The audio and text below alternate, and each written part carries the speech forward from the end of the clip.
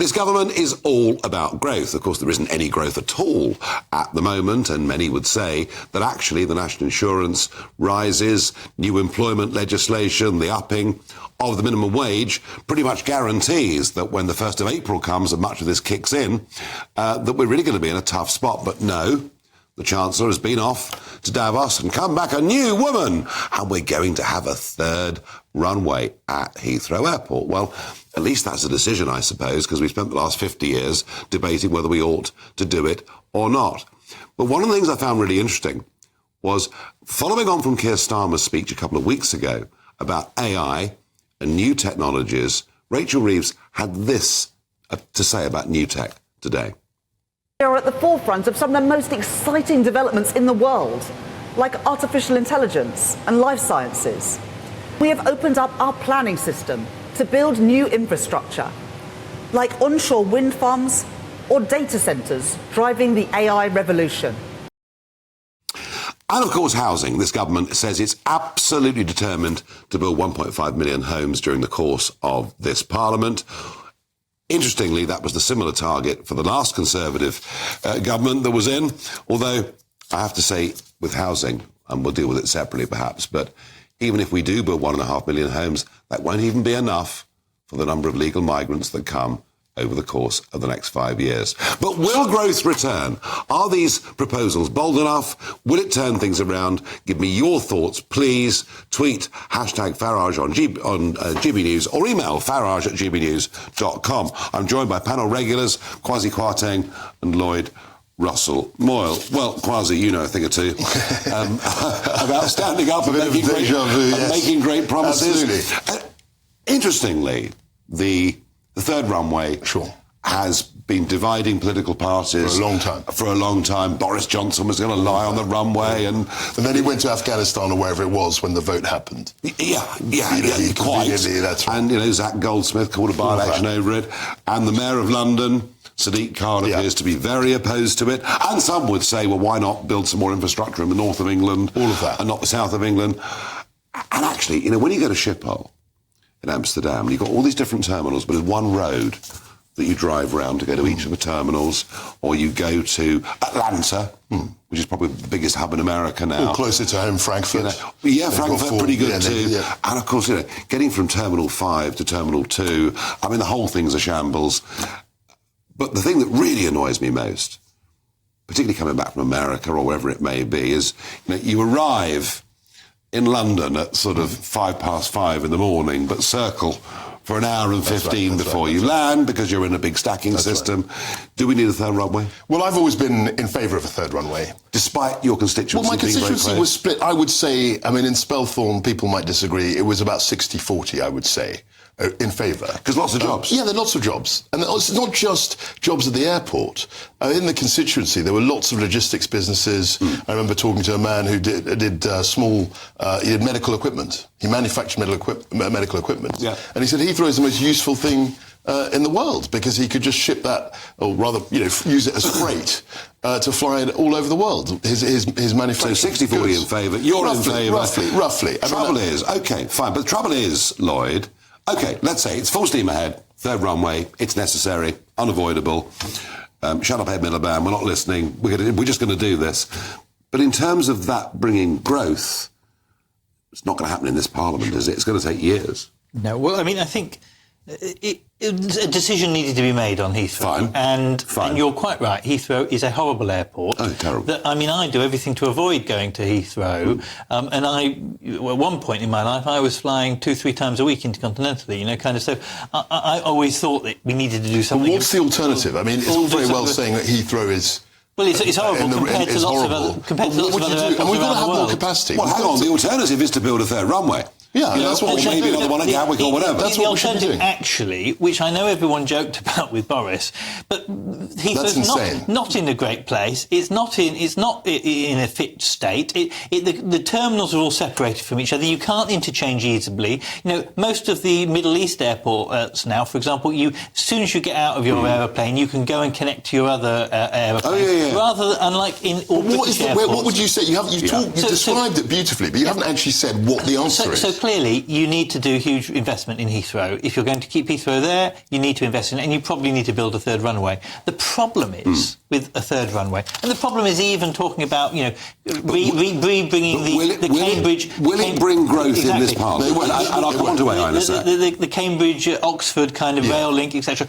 All of those things are good and they need to be agreed. And I'm broadly in favour of them with some caveats. Right. Now, but AI, they won't actually bring immediate growth. That's why we need a proper industrial strategy. But the nonsense, and we need an industrial strategy that then gets other businesses ploughing their money. One thing that might bring growth quickly, what Rachel Reeves said today about the corridor that exists already, albeit without a train line, but it exists between... Well, we shut down the train line between Oxford and Cambridge. But what is happening between Cambridge and Oxford, and I've been talking to a lot of big new tech AI types, one or two I've fallen out with publicly and then made up again. What are they? But what's really interesting is actually everyone tells me we as a country are brilliant at producing fantastic minds in this sector. Sure.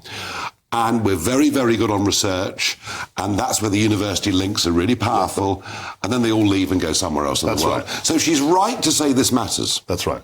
It matters. It's very crucial. And it could bring growth within this Parliament. It could, but the issue that we have is the city, the people who write the checks to invest in this stuff have been traditionally quite reluctant to do that.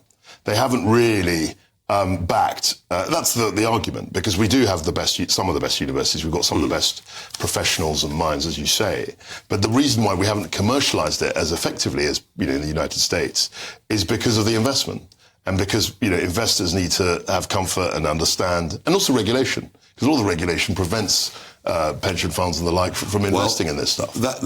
Some of the pension regulation that's been in place has been crazy, and again, the government's talking about that. I'm not sure it fully understands it, but it is at least talking about. Here's the interesting thing, Lloyd. I think we all understand. I mean, we are pleased that we're in the lead in many of these things in terms of thinking and new technology and development, but just kind of not reaping the benefits of it. So the government's dead right to be talking about this. So that there's no question. Here's the problem.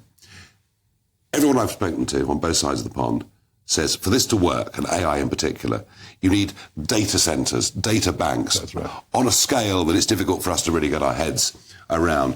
And that means electricity demand of just a massive level. It'll mean UK electricity consumption doubling in the next 15 years.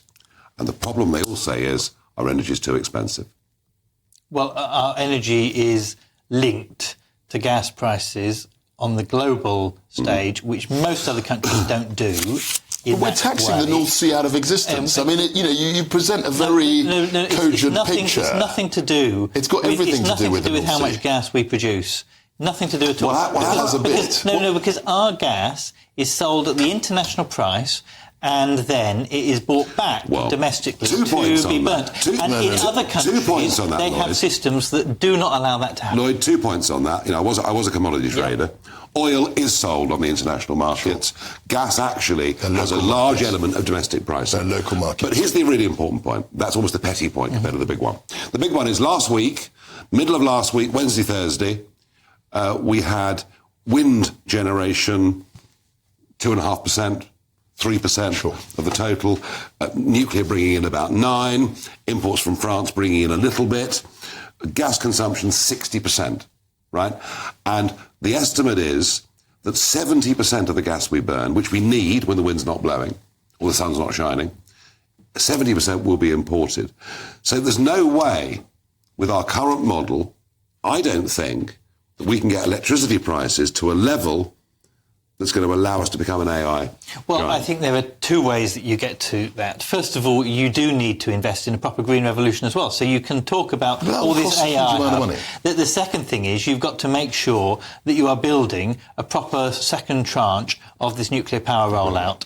And you need to place a nuclear power station near where you want this AI hub to be. Because the thing with AI is it's actually domestic use, and other forms of uses do actually go up and down depending on usage. The thing with those data centres is they're a constant stream, and so nuclear power is what needs to provide them. And therefore we should be saying, let's build an additional two. We've got the blueprints now because we've been doing Hinkley and we've been doing Sellafield. So what we need to Hinkley and Sizewell, and what we now need to to do is say 2 more, at least or 3 more. We've got, for example, in Anglesey, we've got a site which was a nuclear power site. They're desperate, Wilfer, they're desperate for it. But why doesn't someone today agree that building? You and I agree on nuclear. I agree.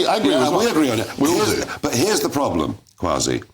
You said there's a lack of investment. Yep. Right? I don't think I'd invest right now. No, it's very in difficult. a British data centre, because I know that even with SMRs or wherever we go with nuclear, it's going to be a decade before we can get enough cheap, reliable energy. We are really in a bind, aren't we? Yeah, and this is my point about the North Sea. I mean, Lloyd blithely dismissed the point, but actually this is a key resource which I fear, through taxation, will be uninvestable. Now, who was it that put taxes up on? No, but I opposed it. I mean, the EPL was something that happened when, which is called the windfall tax, was something that Boris did with Rishi Sunak when he was Chancellor, and I was on public record as Energy Minister saying this is mad. I mean, because you're totally discouraging the kind of investment. The other way you could solve this is stop the bizarre split between producer and domestic supplier. British Gas, for example, doesn't provide their gas and their electricity cheaper to their front customers because there is a system that we have to have the companies split. If you merge them back to one, British Gas could come into the market and say, well, we offer cheaper to direct customers, and so direct customers will go to British Gas, and those companies that are having to import their gas from overseas would have to pay higher prices. But we don't allow that in a minute, we will stop talk. the market working. In a minute, we will talk to the CEO of Quadrilla. Yep. And in a minute, we'll debate gas. But I've got a view on that. But it is so central to this whole debate. Final thought on this, Lloyd. Heathrow, fine, decision's been made. All right? Well, we did make it 10 years ago. There was a vote in the House before you were there. But then nothing happened. Right. And let's see what happens Well, let's see. Even if we assume this decision's made and we push on, it ain't going to bring much growth in this Parliament. No. I'm also going to argue with you that what she said, this big AI stuff that she and the PM are talking about, won't bring growth in this Parliament because, frankly, our energy policy means it can't happen. Well, I think that there are the building blocks of that AI that you can start to build now, and that's what we need to do. You need an industrial strategy. You need a view of where you want to go and where you want to pitch this country.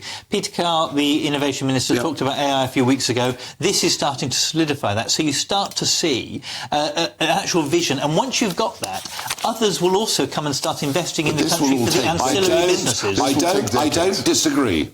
But it will take decades. But it ain't going to happen in this Parliament. So, folks, my conclusion is that actually all these big ideas won't bring growth in this Parliament, and that actually the pessimism that is out there within the British economy is something I haven't seen the likes of since the mid-1970s.